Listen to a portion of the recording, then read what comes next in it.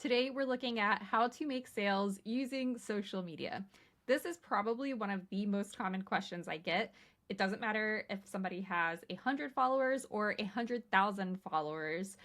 If you don't understand how a marketing funnel or the customer journey works, there's likely going to be a breakdown somewhere. So I thought today we would start off with a basic marketing funnel and explain how that works. Social media is usually at the top of that funnel. And when you're looking at this funnel that I have on the screen here, your clients or your customers start at the top of the funnel. This is called the awareness phase, and this is when somebody becomes aware of you. So somebody who may not have known that you exist at all is now aware that you do this thing. Now I'm going to use the example of a travel agent for this funnel. So a person goes to social media and searches for Disney World, for example, and lots of different accounts come up and they stumble upon your account. This is where they are becoming aware of what you do. This is also why it's important to optimize your profiles across social media, because if somebody comes to your page and they cannot understand clearly what it is that you sell or what it is that you do, then they are likely not going to hit that follow button. So clarity in your profile is important, especially in the awareness phase. Now, some other tactics that you can use in the awareness phase are blog posts, paid ads, and making sure your SEO is optimized across social media platforms and on your website too. Now, after somebody comes through the awareness phase, then they are going to funnel down to the next phase, which is the interest. This is where they show that they are interested by liking, commenting, but beyond that, they might download a free vacation guide. They might sign up for a newsletter. If you have a Facebook group, they might join that Facebook group. So they are showing that they are interested in what you are selling and they want to learn more.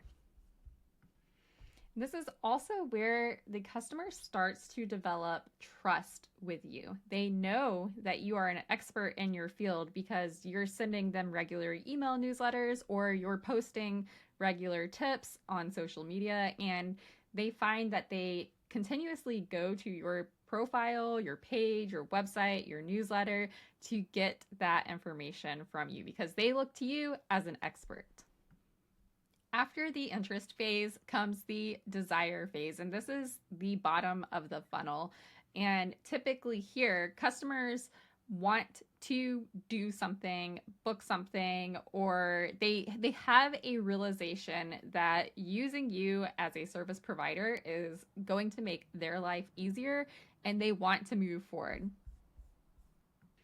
They've read some reviews about you. They may have scheduled a discovery call or even sent emails requesting a quote. And they've taken some sort of action that interacts with you and shown that they are serious and have an intent to purchase. This is also the phase where you might have to do a little convincing. So you might have to convince somebody why you are better than some of your competitors. Comparison posts do really well, like booking on your own versus booking with a travel agent, sending follow-up emails offering, a free consultation call, or creating videos that speak to your expertise can really help push somebody over that, oh, I don't know if I should book with them. And it turns them into a customer and moves them to the next phase, which is the action phase, where they actually are converted from a potential client into a paying client. And here they book the trip, they leave you a review, they might even send you a referral if they're a repeat client, but they basically have gone through this entire funnel and developed that trust with you, become interested in working with you, booked the vacation, and now after they have gone through that entire funnel, your job as a business owner and a travel agent for this particular example is to continue that customer loyalty and not just let them sit there hanging. Like once somebody becomes a client, they are a client for life. And so there's other things that you can offer them along the way. And just having them go through this funnel and knowing like what actions for each phase are important can really help you be clear on what type of posts to make, what type of promos to post about, if you should even be posting about promos, and where do the sales happen. So the sales on social media typically don't happen in the comments section or the shares. They actually tend to happen in the DMs. And so you want to be making sure your messaging when you write your captions is pushing people to have a direct conversation with you. Comments and engagement is great all day for getting your social media presence out there and expanding your reach. The more reach that you have, the better, because that means more people are coming into your funnel. And there's a really cool graphic that I want to show you that kind of illustrates like why it's so important to grow your reach, because the more people that come into the funnel, as the funnel goes down, it's like a percentage of that actually commit to buying. Now, if you haven't visited ahrefs.com, this is a great website to learn about marketing. There's a lot of free resources on here that are very helpful. And I just really love their infographic here about what a marketing funnel looks like in reality. So we've got that awareness phase at the top of the funnel. And as you can see here, there's 5 people in that phase. And then as you go down to the next phase, there's 4 people, and then 3 people, and then 2 people, and then you have 1 person. And so out of those 5 people who became aware of your brand, only 1 person might actually commit to purchasing a vacation from you or buying a service from you or whatever it is, whatever industry you're in. And that's why it's important with social media to continuously expand your reach, because you're just putting all of these people in your funnel and you're directing them a certain way.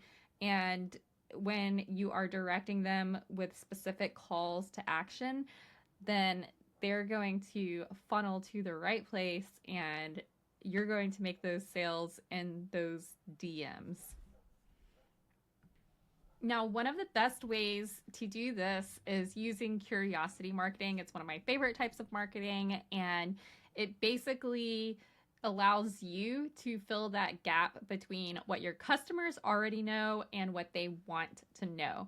And you want to give them enough information to get their interest and put them into that sales funnel, but you don't want to give them so much that they can go and do the thing on their own. And that's a really fine line to walk, especially with vacation planning, for example. Like if you give all your expertise and tips away for free, why would somebody book with you versus taking your tips and going to Disney.com and booking themselves? So we want to fill that gap with just enough information to pique their curiosity, but also let them know that they need our help to provide them with a very valuable service.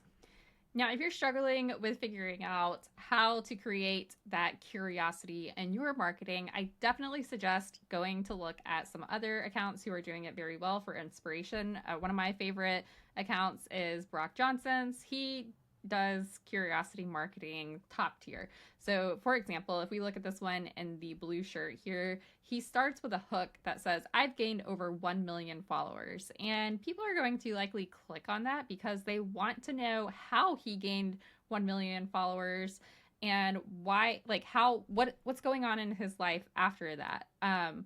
And all of his reels and videos have some sort of curiosity marketing.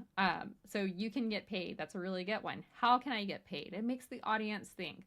So when you are writing your content on social media, you want to create that sense of curiosity.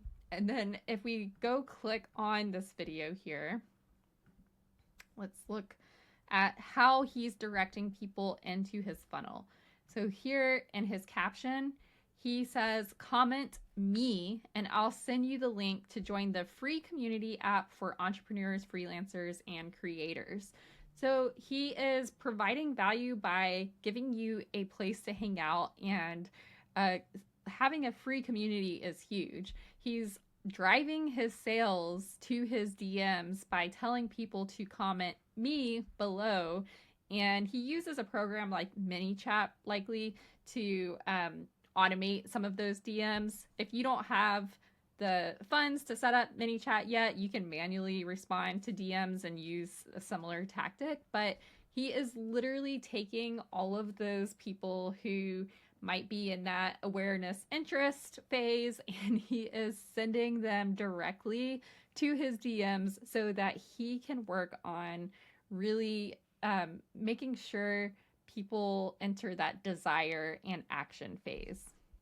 Whether you're a travel agent or a business owner, a creator, or an entrepreneur, it doesn't really matter. Your clients are going to go through this funnel, whether you've implemented it or not.